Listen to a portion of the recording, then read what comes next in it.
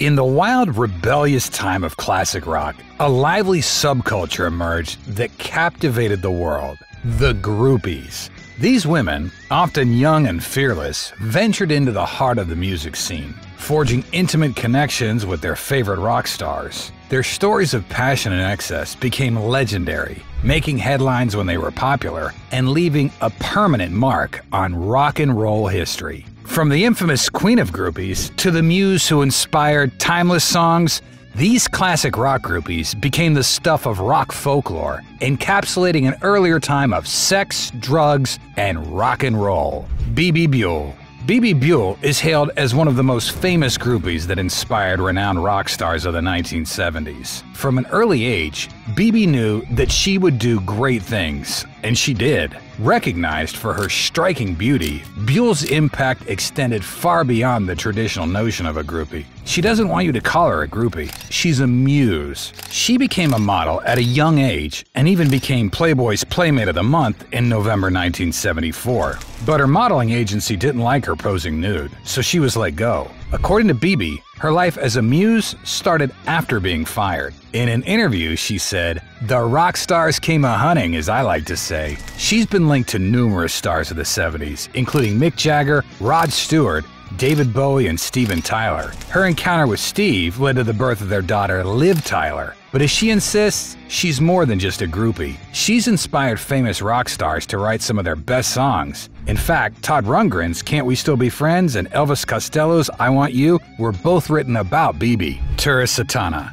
More than being a groupie, Tura Satana was known as an actress and a burlesque dancer. She gained recognition for her role in the cult classic film Faster Pussycat Kill Kill, where she portrayed Varla, powerful and deadly femme fatale. Although she didn't spend a lot of her time as a groupie, she's one of the most famous because she managed to catch the attention and heart of none other than the king of rock, Elvis Presley. On top of Elvis, she also names Joe DiMaggio as one of her lovers. These encounters added to her mystique and reputation as a captivating and seductive figure. Tura's status as a groupie isn't extensively documented or well known, but it remains an intriguing part of her legacy that continues to capture the imagination of fans and enthusiasts. Cherry Vanilla. As a public relations person, it's no surprise that Cherry Vanilla used her time as a groupie as a springboard to make her own name in the industry. She didn't just live with rock stars, she became one. With her flaming red hair, vibrant wardrobe, and attitude, Cherry Vanilla captured the attention and hearts of both fans and artists alike. Although she came from a strict Catholic family, she wanted to prove she could do anything.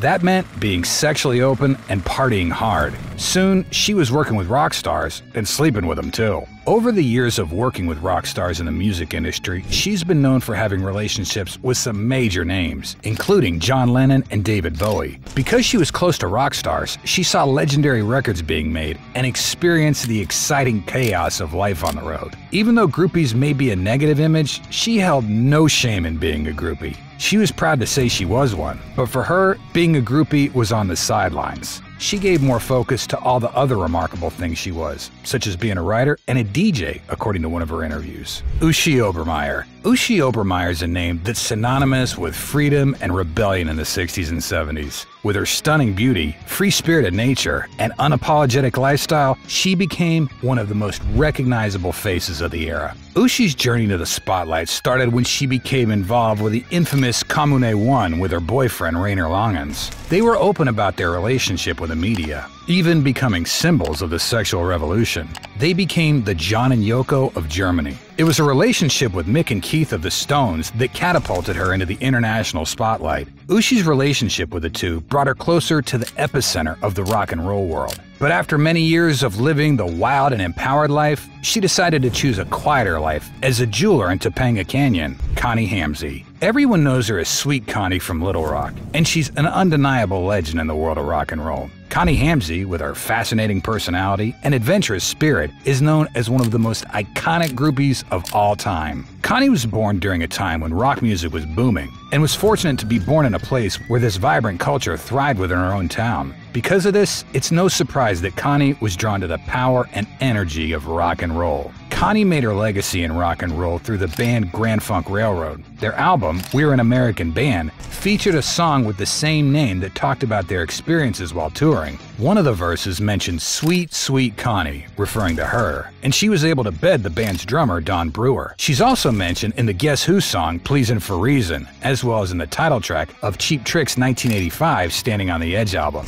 Other famous rock stars that Connie was able to have intimate encounters with were Led Zeppelin's Jimmy Page, David Lee Roth of Van Halen, The Who's Keith Moon, and Alice Cooper, among many others. Pamela Des Barres. Pamela Des Barres' journey into the rock and roll scene began in her early teens when she fell in love with the music that defined her generation. Pamela was also a member of the GTOs, or Girls Together Outrageously, a groupie-formed a cappella group sponsored by musician Frank Zappa. When the group disbanded, Pamela continued as a full-time groupie for various rock stars. Her beauty and magnetic personality drew the attention of iconic musicians like Jimmy Page, Mick Jagger, and Jim Morrison. Her impact extended beyond her personal journey. She wrote about her life in the book, I'm With the Band, Confessions of a Groupie, which became a bestseller, offering a glimpse into the world of rock and roll and capturing the spirit of the era. Through her writing, Pamela was able to humanize the groupie experience by shedding light on the complex dynamics between artists and fans and highlighting the transformative power of music. Chris O'Dell. Chris O'Dell wasn't famous. She wasn't even almost famous, but she was there.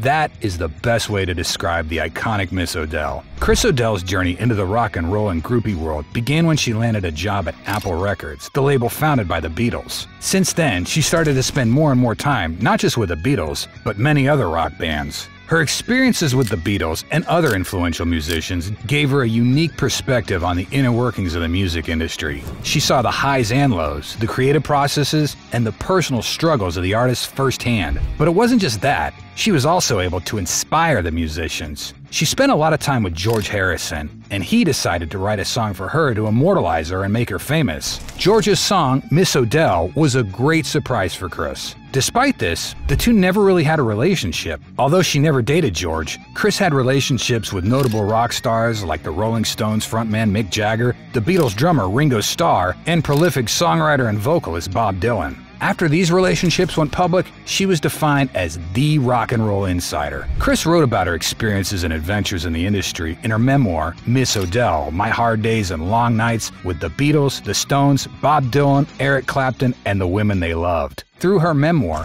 she shed light on the joys, challenges, and complexities of the music industry. Sable Starr. There's only one queen of the groupies, and it's none other than Sable Starr. She became one of the first baby groupies during the early 70s. The girls were named baby groupies because of their young age. At the tender age of 14, Sable's journey into the rockin' world commenced when a friend extended an invitation to the Whiskey A Go-Go, a renowned nightclub located on West Hollywood Sunset Street.